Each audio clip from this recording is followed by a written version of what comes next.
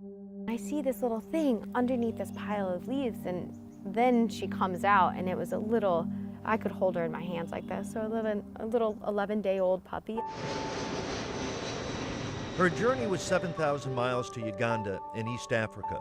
Her village, Arua, was located in the northwest corner on the West Nile. You see every color of green you could ever imagine. My bus ride, which was about 10 hours to the capital, was through a game reserve, and you could see elephants, giraffes. There's coffee plantations everywhere, tea plantation.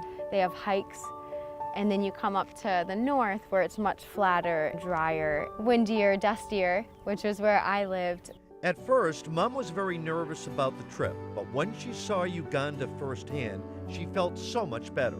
The people in Uganda are so welcoming, so warm. Her initial family that she stayed with, they took her in as a daughter, and they were just so opening their house to you.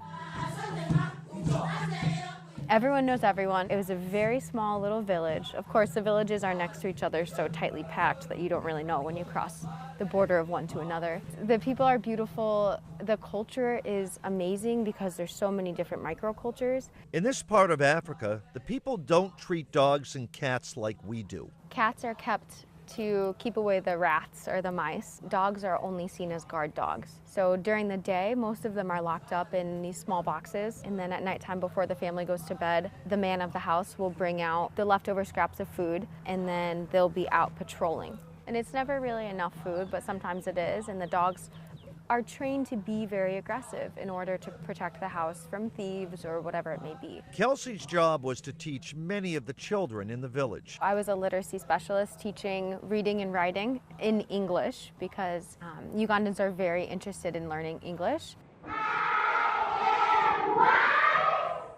There's 3 goals of Peace Corps. First one is to teach the technical training. The second goal of Peace Corps is to teach people in your community about Americans. Then the third goal of Peace Corps is to teach Americans the culture of the host country that you're living in. And little did Kelsey know there was a 4th goal, and she didn't even know it. Went to go for a run one day, like I always did. So I saw these little kids, my little neighbors who I always play with. I see them throwing rocks. I stopped, I took my headphones out. I turn and I look and I realize that something is hiding under this pile of leaves. A little 11-day-old puppy, I think. Without actually consciously thinking about it, either I take action or she will die.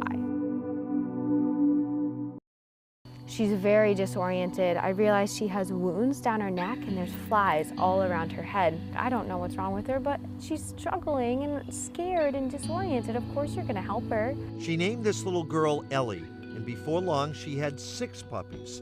It was just horrible. Ellie I had had for about 2 days before, so she was recovering at a little bit faster rate than the other ones. There are no real vets for dogs in this area. Their livestock has much better vet care. They'll call a vet for their cows, or they'll call a vet if their chickens are sick. They treat their livelihood because those are worth money. Their care was 24 hours a day, fluids and milk to keep them alive. It was every 15 minutes. Unfortunately, 4 did not make it. Heartbreaking.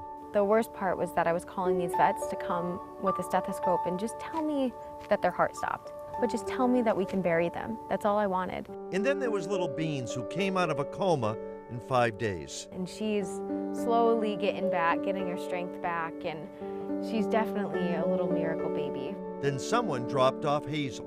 I don't think Hazel is a biological litter mate of Ellie and Beans, but they're sisters nonetheless. Now Kelsey was teaching without even trying to teach. A lot of my pupils and kids who weren't in school would just go and stand at the fence and just watch me.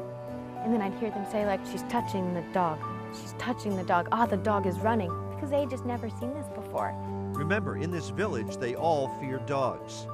And it was my favorite part about all of this. The unintended cultural exchange, and it was maybe my best project that I didn't even mean to do. As they grew healthier, the villagers learned so much. And they never bit anyone. So if you love something, it will love you back. If you treat something well, it will love you back. Kelsey's 3 years in Uganda was coming to an end. Decisions had to be made, but not really. After this emotional experience, after everything that happened, it came down to there is no way I can leave these dogs. They are my children. They are my family. It was time to get Ellie, Beans, and Hazel back to the States. Man, it is so expensive to rescue dogs. It doesn't matter where you are in the world. One of my friends from high school mentioned you should check out Steve Caparoso's Pet Connection. I'm sure he gets a million messages a day. I think you got back to me 2 hours later. Yes, send me more information. We'd love to help. And I sent you pictures. I think within 2 weeks, we had all of the funds. It was time to come home. A long 21-hour flight. We landed in JFK. I got my family all together. We're all ready.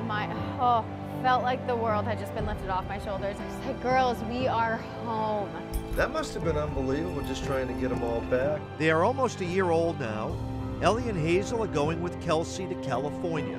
And Beans is a perfect match for her mom. And she fits right in. The other night they were all sitting around, just Beans with my other pets, and she just was there with them, and she's just going to fit in perfectly. She's got quite a personality. She's just so sweet and loving. I was just so amazed by how many people were so willing to help, and people who I didn't know and will never meet. Like, thank you so much, because this would have never happened. The smallest little bit of help all added up together can really move mountains.